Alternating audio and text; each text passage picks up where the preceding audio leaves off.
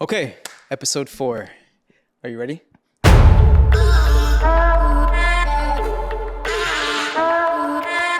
I've been ready for a week. Yeah. Getting ready to discuss this because this is something. Why don't you tell us what episode 4 will be? Okay, this is something that behind the scenes, all of us wedding photographers bitch about, and it's time. Very true. It's time to make it known that we bitch a lot about this because it can be, in certain circumstances, not only annoying but detrimental to us doing our jobs. And as you can see by the title of this video, you already know what we're about to talk about. Should we define the term Uncle Bob? I feel like we should ask Urban Dictionary what an Uncle Bob is. I don't know. Well, okay, we'll try.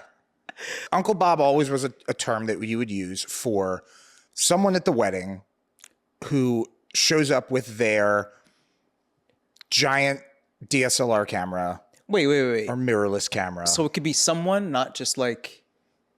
I thought Uncle Bob would be like 50 to like 80. This is basically someone who is a hobbyist photographer. Totally cool. That is going to be at this very nice event and decides they want to bring their camera with them. Or a big ass iPad.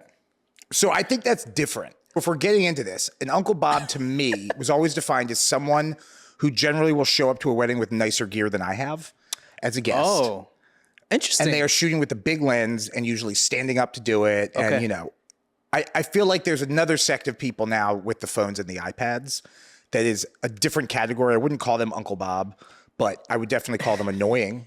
So I love my dad, shout out to you, Pops, but he is the definition Oh, really? of Uncle Bob. Like whenever we go to a family wedding, this is why I said iPad, because he brings his iPad with the case on it. He'll fold back the case and take a picture of whatever's happening at the wedding. That is My dad awesome. is an Uncle Bob. And then I guess the broader topic that we can talk about now is just guests with phones in general. I do want to touch Well, on that's a whole nother thing. Yeah, but the Uncle Bob aspect of it, Yeah. if we're just going to cut down to a guest bringing a big ass camera with them, generally they are less annoying to me than phones are. Really? Depending, I have a story for you. I have not had a bad experience. God. I've definitely had some annoying experiences. That's very interesting. They always want to come up and talk gear with you, Well, yeah. which is it's fine. But Wow. So your definition of Uncle Bob is someone who shows up to the wedding with nicer gear. it doesn't have to be nicer, but they'll show up with like a mirrorless camera. Or a mirrorless DSLR. camera or DSLR with a 24 to 70 or like a 70 to 200. Sometimes they have a backpack with them, like the hobbyist photographer. And I'm not knocking hobbyist photographers. My rule of thumb is this. I always have a camera with me. It's usually my little Leica, something small, but I just bring cameras everywhere. Unless I am going to an event that there is going to be a hired photographer at, then I would agree. never bring a camera with me. I agree. So wait, that actually made me just think of something. So let's define it for the people. Okay. So are we upset with Uncle Bobs that bring their cameras to the reception, to the ceremony, to like different parts of the day, cocktail hour, or are we just mad at a specific moment in the day? I've never had an instance, it sounds like you have, where I'm like shooting yeah. portraits and they'll show up with their camera. Like it's usually So- just at the ceremony or Yes. at reception with the on-camera flash blasting, which is annoying, but it's not the end of the world. I think, let me hear your perspective on that side of things. People bringing camera gear with them. I hate it. So I had a wedding this past summer and I'm trying to remember which wedding planner it was with, but it was with a wedding planner. And what's funny is she was at the back of the aisle and it was a church wedding.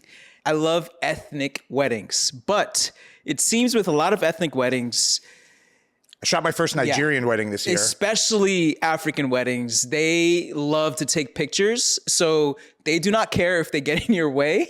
They will literally be in front of you while the couple is sharing the first kiss. And that's exactly what happened to me at a recent wedding. Stop. I swear to God, it was at the Switch House. And he was taking photos in the center aisle where it's usually just the photographer and videographer, as you know.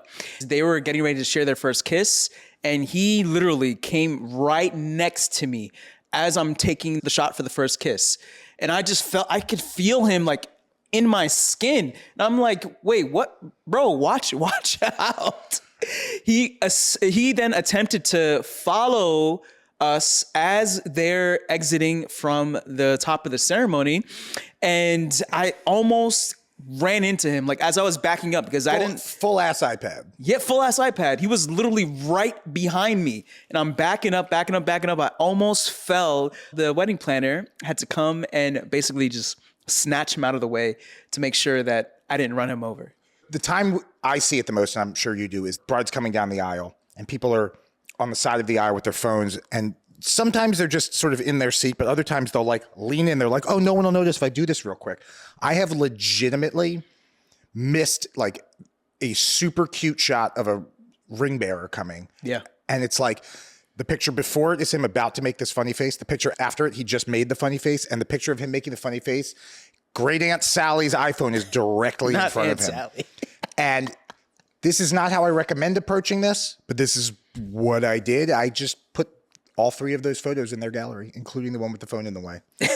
Because I was feeling spiteful and petty. I asked this because ever since that happened, this was a couple years ago, if people start doing that, I will run down the aisle and tell them to stop. Absolutely. Yeah. If there's someone I feel like that's like in my way of the shot, I will run up to them and be like, hey, can you please move over? But sometimes they don't always listen. Yeah, sometimes they don't listen. I would say more times than not, when I've done that, people don't realize that they're in the way. They're just like, oh, it's just my phone. They're just so used to taking photos like that. Exactly. They don't really realize that you're obstructing.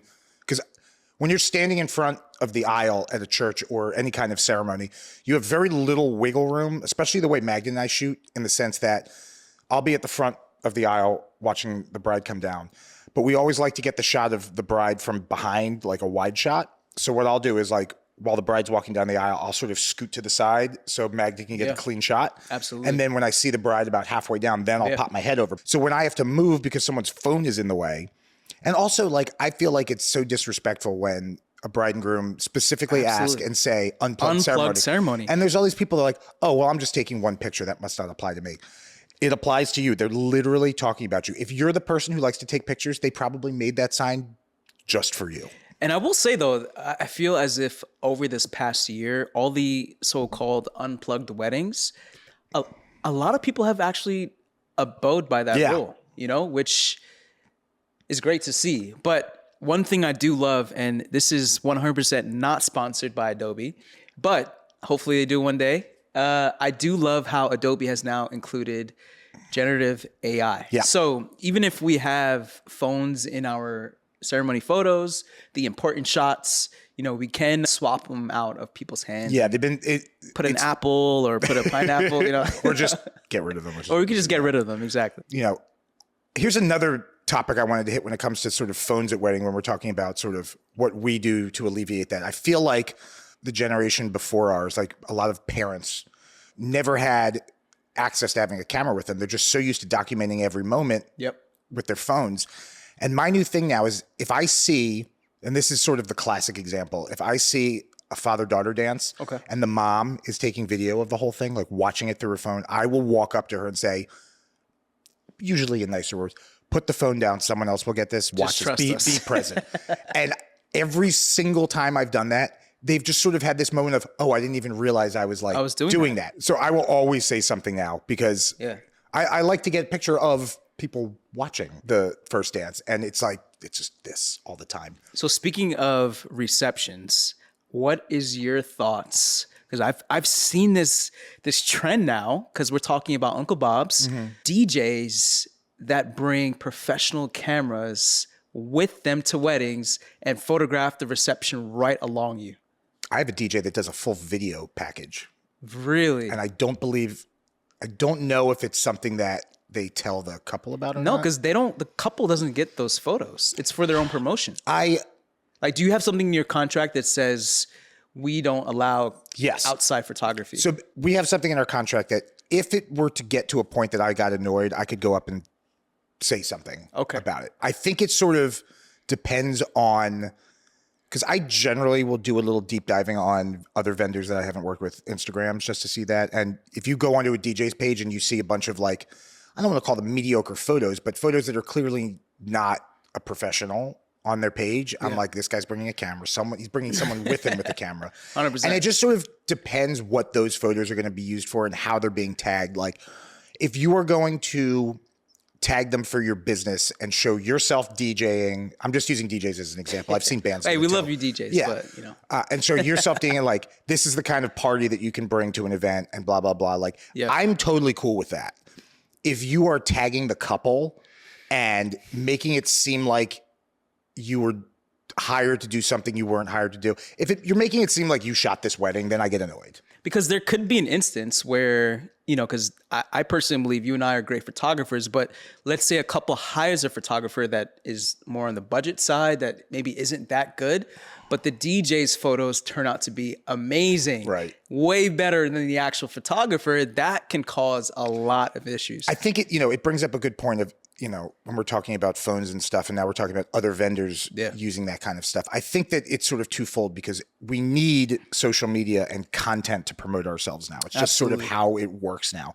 And that it is difficult sometimes in a timely manner for us as photographers to get all of the vendors' images that we have taken for the day for them to use for promotion, because we absolutely do that. Yeah. And I love doing that. But, sometimes generally what I'll do is I will do a sneak peek like the day after. I'll give it to the couple. I'll give them a day with it, and then I'll send it to all the vendors. Mm-hmm. And then that's all everyone's really going to get for 8 to 12 weeks while we edit. Yeah. But I know they want content. And when they do it themselves, obviously they don't have a backlog like we do, so they can just put it out. I get that. It's how the industry is now. But at the same time, bringing your own people in to do your own content, it's a slippery slope to figure out how to show that content without it making it seem like you're something you're not. So I know, Ant, that you usually do the hot button topic. However, I've recently thought of something that makes me angry.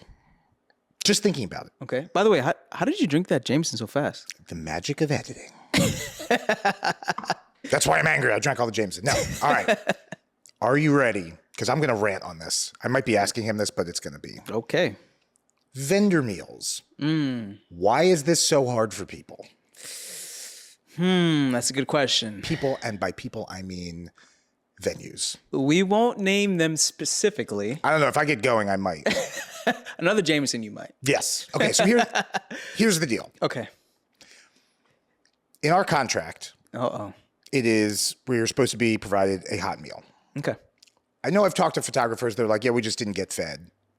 That I wouldn't put up with that. It should be. Honestly, in every vendor should have this in their contract. So here's the rub. And I'm not saying everyone does this, but most venues will do this. Most venues that you've worked at?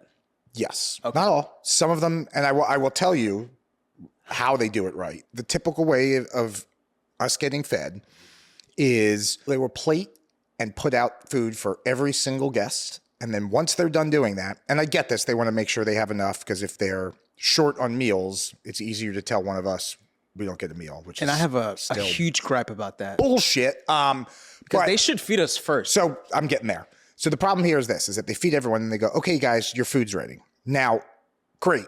We go and we sit down to eat.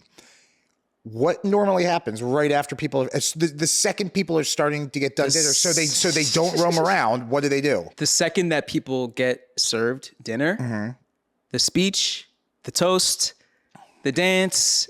There's something when that do we happens get to eat? Right after dinner. I'm hungry. So the amount of times that I have sat down to eat, having not eaten in how many hours? 7 hours, 8 hours. That they go, hey guys, your meal's ready, sit down. Then they come in 30 seconds later, hey, we're about to do speeches. The way that I eat during a wedding is actually disgusting. I shove food down my throat because I'm always scared I'm going to miss something. Right. And it's just, we've had some experiences where I've just been fed up with the way a venue is running stuff in general, where they'll be like, we're doing speeches now. They're like, you're going to have to give us 5 minutes. I'm just like, I don't give a fuck at this point. But bro, I'll tell you what though, some venues do it really well. Correct. They give you a really good spread. Even if it's after everyone gets served, like if that happens, at least hopefully our meal is really good. And like the other thing is that as long as the schedule is put together right. Like I've had times where we do get served after everyone, but they know we're eating. So Facts. they put some time in before we have to do something else. Bro, I had a situation once where they ran out of meals. They gave all of the vendors a bagged lunch with chips and a soda. I lost it. I was so upset. I'm going to get into something right now, which is the real reason I brought this up. Look at his foot. And it pains me to say this in a way, because before I did this, I was in a band. We're not a wedding band, but we did play occasional weddings. Hey, bands, we have been at the wedding for 6, 7, 8 hours. Who's we?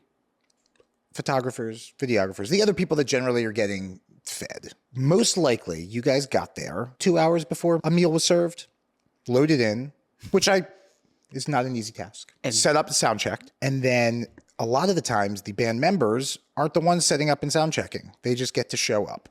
And then they immediately go. When that meal is ready?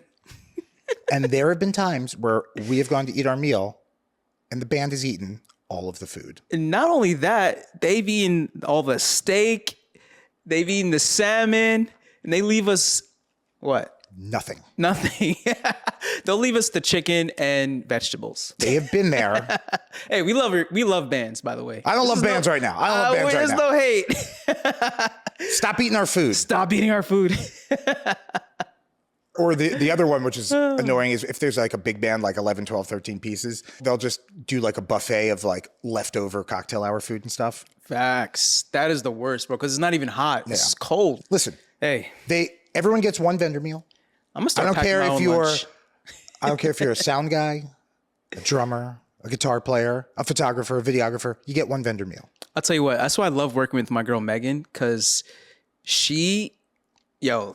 Megan, you're a lifesaver. She, on wedding days, will pack like a bunch of snacks for me. She'll bring chips, cookies, candy, some sandwiches, Lunchables. She brings all these things because she knows what's about to happen. I pack snacks. It's just keeping them on me throughout the day is like a pain in the butt. And then, cocktail hour, we'll snack a little bit as long as we're allowed. We always do anyway. But yeah, I guess the long and short of this is that. Simon loves saying that, by the way. What? The long and the short of it? The long and short of it. What is it? The long of what? From the long and the short of it. The long and the short of it. Okay. But I like that though. Yeah, man. Thanks, dude. But hey, 2 things. Oh, we're still going. Feed your vendors before the guests so they can be ready to do their jobs. Yes. And if you play in a band and you eat my food, I'm going to put my balls on your drum set. Whoa. That's what's going to happen. I will not be putting my balls on anyone's drum set. Hey, bro, this was great. That was a good hot topic. Yeah. A lot of things that I was feeling very passionate about in this episode. So. Now I'll figure out what makes you tick a little bit and burn up, and we'll figure that out for the next episode. I love that. Good one, man. Bro, episode 4 in the books. How do you feel? I feel good, man. I think this is going well. I hope so. Hey, cheers to the next 4 episodes. Cheers, man. Thanks, everyone, for tuning in. This is episode 4 of the Dodge and Burn podcast. I hope you guys liked this episode. Like and comment below, and send Simon your favorites. What do you want the people to send you? I want them to send me, if you play in a wedding band, just send me all the hate about the food and why you should be eating before me.